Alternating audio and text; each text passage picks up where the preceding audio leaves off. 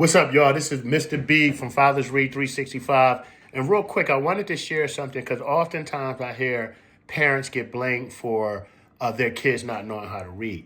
And it's very frustrating as a parent of a kid who struggled with reading and we had to get the proper help through Wilson's tutoring. Just to hear parents be blamed by teachers, school administrators, the community in general if their kid doesn't know how to read. And that's a bit harsh, especially if you consider a lot of adults in America, at least 52% here in Philadelphia, are functionally illiterate themselves. So, and a lot of these parents went through the same systems that their kids are currently experiencing now. So a lot of these parents weren't taught how to properly read themselves. So I wrote something down. I'm going to share it with you. I wrote it down so I could read it off. So if I'm looking back and forth, that's me trying to read. And I do have dyslexia. So at times I do struggle with, decoding some of these words. So bear with me as we get through this. Guys, this is what I wrote. From someone who actually lives this life. I live with dyslexia. Me, Brent Harris Johnstone. I talk to parents a lot whose kids are struggling just like I did. So let me ask something serious. Where does a struggling reader go for help? Are there commercials, billboards, a 1-800-CAN'T-READ hotline? Because I must have missed it growing up, and I still don't see many today. And even if there were signs, here's a thought. How exactly is someone who is struggling with reading or can't read supposed to read these signs? You know what's out here instead?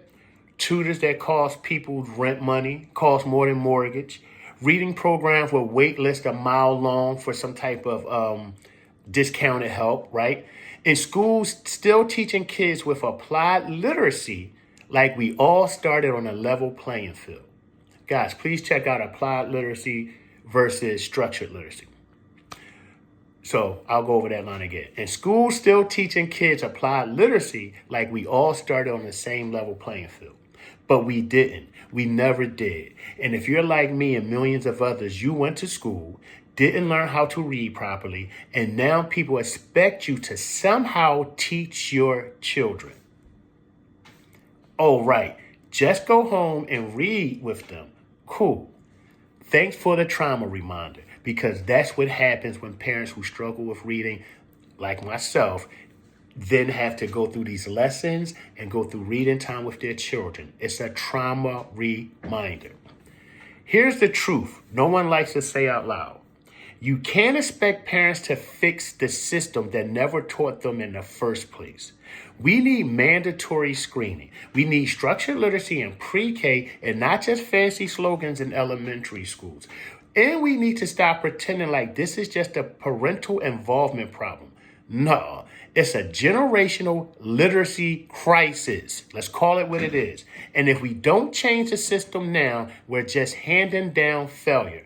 This is exactly why we built Fathers Read 365, because we see it, we've lived it, and we're not sugarcoating it anymore.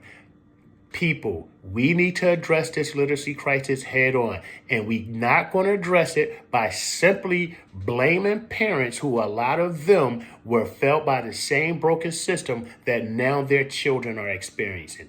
This is an all hands on deck, best minds in the front to get this problem solved. There's a literacy crisis going on here in America, and we, the people, can solve it if we use the information that's currently out there. Let's start through structured literacy. Let's start through engaging parents with the right information. Let's start through loving our children up, and we will defeat this literacy crisis. Mr. B, Fathers Read 365, signing off. Love you guys. Like, share, subscribe. Please hit the little bell so you can be notified when we upload amazing content here. We have educational programming for kids. We have some great interviews here. And we have information like this where we just share real information that our community needs.